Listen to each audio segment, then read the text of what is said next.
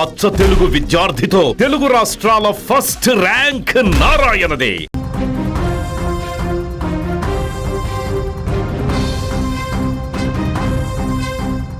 ప్రాణం పోయే సమయంలో మనిషికి ఏం గుర్తుకు వస్తుంది?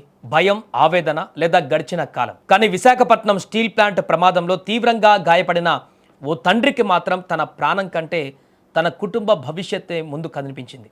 శరీరం అగ్నికిలలో కాలుతున్న, మృత్యువు కళ్ళ ముందే కనిపిస్తున్న ఆ తండ్రి పలికిన ఆఖరి మాటలు ఇప్పుడు ప్రతి ఒక్కరి గుండెలను పిండేస్తున్నాయి. ఈ ఘటన విశాఖ నగరాన్ని మాత్రమే కాదు, సామాన్య ప్రజలను సైతం తీవ్ర శోక సంద్రంలో ముంచెత్తింది. ప్రమాదం జరిగిన తీరు చాలా భయంకరంగా ఉంది. పనిలో ఉన్న సమయంలో ఒక్కసారిగా ప్రమాదం జరిగింది. అగ్ని ప్రమాదంలో ఒక తండ్రి తీవ్రంగా గాయపడ్డాడు. ఆసుపత్రిలో చావు బతుకుల మధ్య ఇప్పుడు కొట్టుమాట్లాడుతున్నటువంటి ఆ వ్యక్తిని చూడ్డానికి ఎవరు సాహసించలేకపోతున్నారు. అలాంటి నరకయాతనలో కూడా ఆయన తన కుటుంబం గురించి ఎంత ఆవేదనతో మాట్లాడాడు.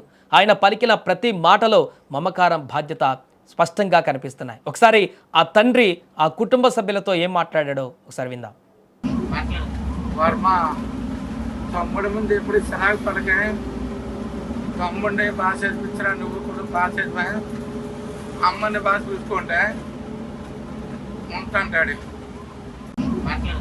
వర్మ తమ్ముడి ముందు ఎప్పుడు చిరాకు పడకే, తమ్ముడిని బాగా చేసిపించరా, నువ్వు కూడా బాగా చేసిపా, అమ్మని బాగా చూసుకుంటే ఉంటాంటాడు.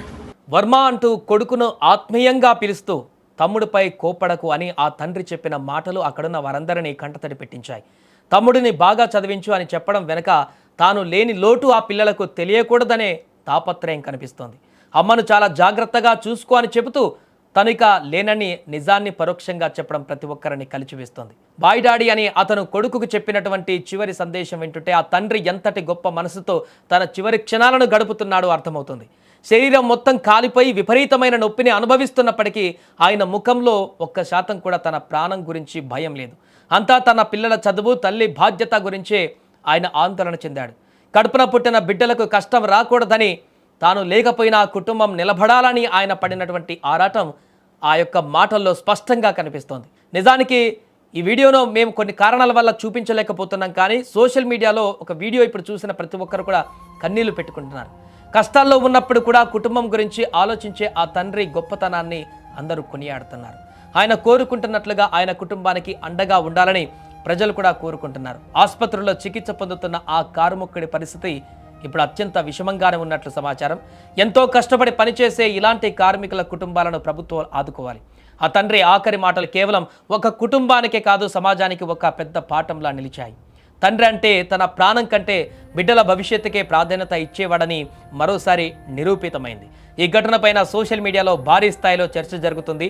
నెటిజన్లు తీవ్ర సంతాపం వ్యక్తం చేస్తున్నారు. ఆ తండ్రి కోరికలు నెరవేరాలని, ఆయన కుటుంబానికి ధైర్యం దక్కాలని అందరూ ఆ దేవుణ్ణి ప్రార్థిస్తున్నారు. విశాఖ స్టీల్ ప్లాంట్ కార్మికుల భద్రత పైన కూడా ఇప్పుడు పెద్ద ఎత్తున ప్రశ్నలు వినిపిస్తున్నాయి.